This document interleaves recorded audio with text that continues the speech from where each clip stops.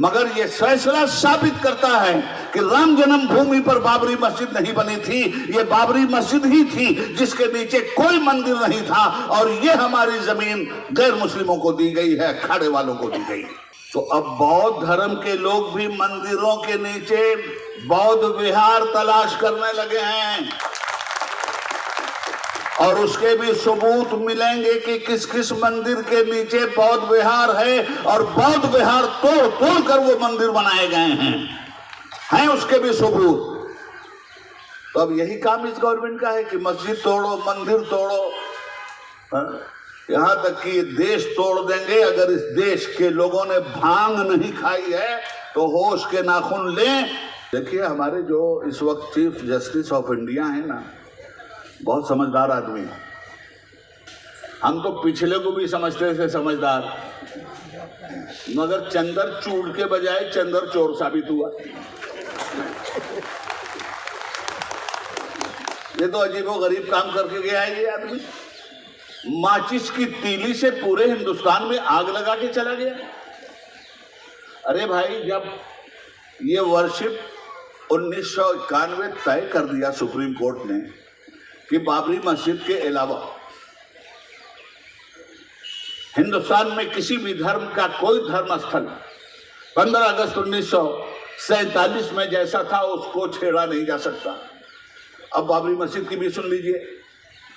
बाबरी मस्जिद भी राम जन्मभूमि पर नहीं बनी थी, इसका सबूत मैं नहीं, सुप्रीम कोर्ट की फुल बेंच के फैसले में लिखा हुआ है। सुप्रीम कोर्ट की फुल बेंच के फैसले में यह लिखा है कि बाबरी मस्जिद जिस जमीन पे बनी थी उसके नीचे कोई मंदिर नहीं। तो जब उसके नीचे कोई मंदिर ही नहीं तो राम मंदिर का क्या सवाल भाई। मस्जिद माना सुप्रीम कोर्ट के फैसले ने, मस्जिद के नीचे कोई मंदिर नहीं, यही फैसले में मौजूद है। तो हमारी मस्जिद ही तो हमारे गैर मुस्लिम भाइयों को दी गई है। अब राम जन्मभूमि तो वो तलाश करें कहां है। उनकी आस्था के लिए तो हमारी जमीन दे दी गई, हमारी मस्जिद दे दी गई, और हमने सुप्रीम कोर्ट के इस फैसले को भी खून का प्याला पी करके खामोशी के साथ उसके एहतराम में कबूल किया। मगर यह फैसला साबित करता है कि राम जन्मभूमि पर बाबरी मस्जिद नहीं बनी थी, ये बाबरी मस्जिद ही थी जिसके नीचे कोई मंदिर नहीं था, और ये हमारी जमीन गैर मुस्लिमों को दी गई है, अखाड़े वालों को दी गई। तो हम जो लड़ाई लड़े थे उसमें हम ये साबित तो कर गए कि ये राम जन्मभूमि नहीं है, इसके नीचे कोई मंदिर नहीं है। अब चलिए साहब, संभल में तलाश कर लेते हैं, शाहजहांपुर में तलाश कर लेते हैं। अब खोदो भाई, सारी मस्जिद खोदो यार, सैया भाई कोतवाल, अब डर काहे का, खोदिए।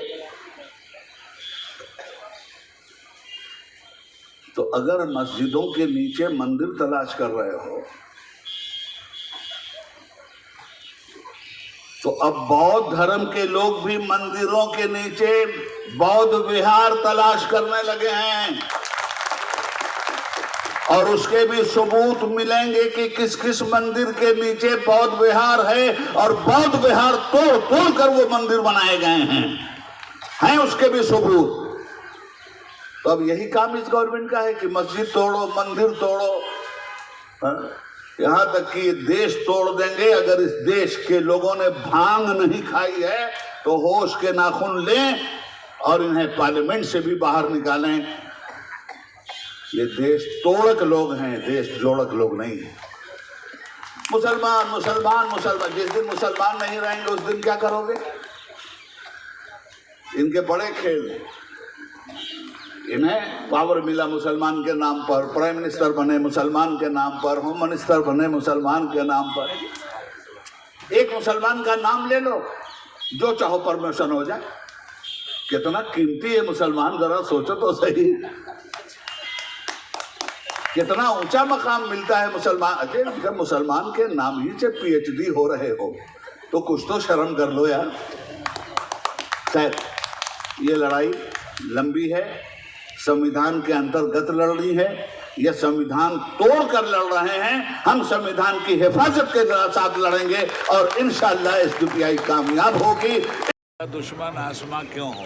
हिंदुस्तान को अगर इसी तरह के योगी मिलते रहे तो मुल्क को ढोंगियों से बचाने से कोई बचा नहीं सकता। बेहतर यह है कि मुल्क के संविधान के लिए मजबूती के साथ हिंदुस्तान के हिंदू मुस्लिम खड़े हों और उसी के लिए आज ये धरना प्रदर्शन हो रहा है।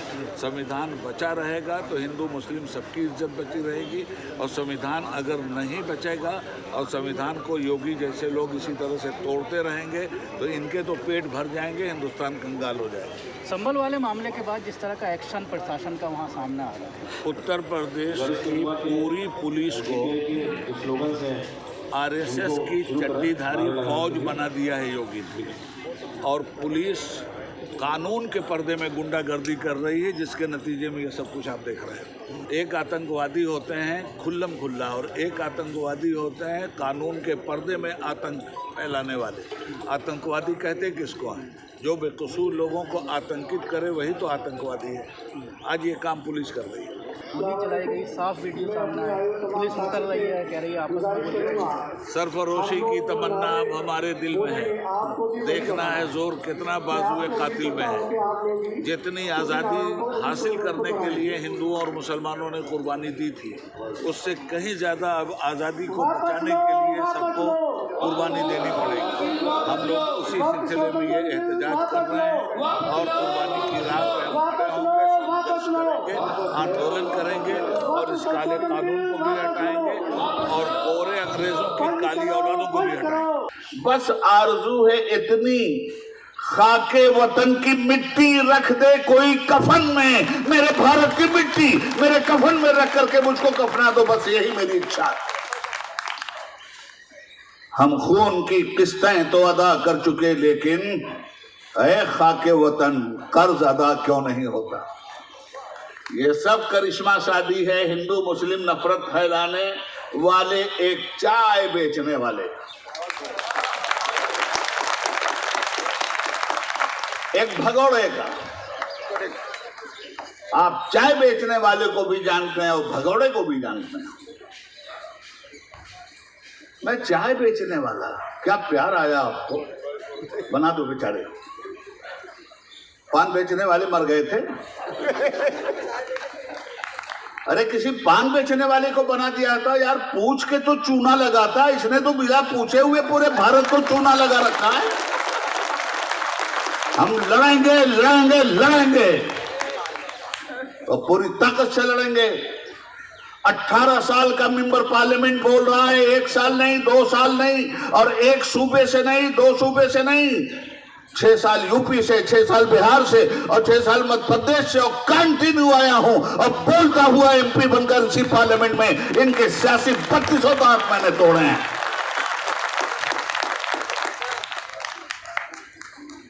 क्या क्या ना उम्मीदें थी तेरे अहद से हमको, क्या क्या न तेरे अहद में हम देख रहे हैं।